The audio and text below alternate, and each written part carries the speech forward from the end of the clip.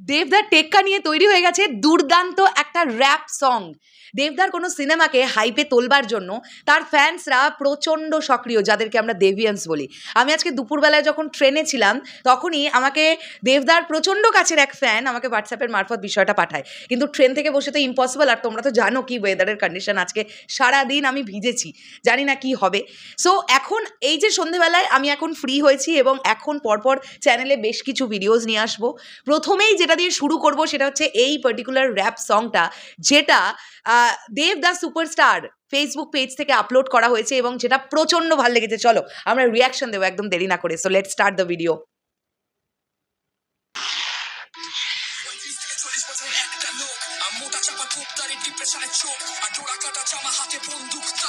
আশেপাশে জমায়েত হয় চিৎকার, 1 লাখ তার নাম আসলে সে কে?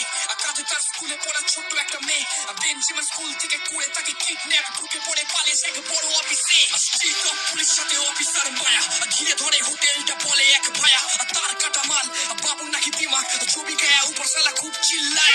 অফিসার কমান্ডো কত কি যে এলো, খুলি উড়িয়ে দেবে যদি কথাটা না মানো।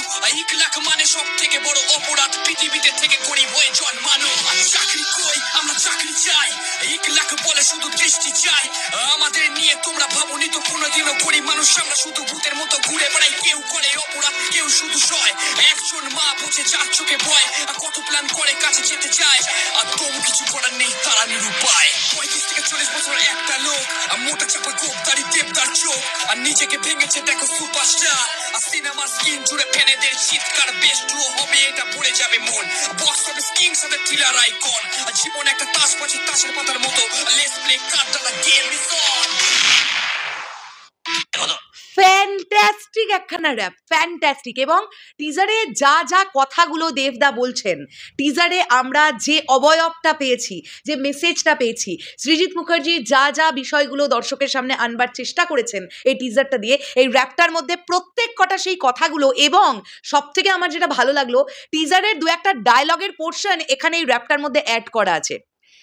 মানে এটা একটা আউটস্ট্যান্ডিং র্যাপ হয়েছে। এবং সব থেকে বড় কথা, মাত্র 1 দিনের মধ্যে এই র্যাপটা তৈরি করে, রেকর্ড করে, এটাকে রেডি করা, প্লাস ভিজুয়ালি এটাকে এডিট করা।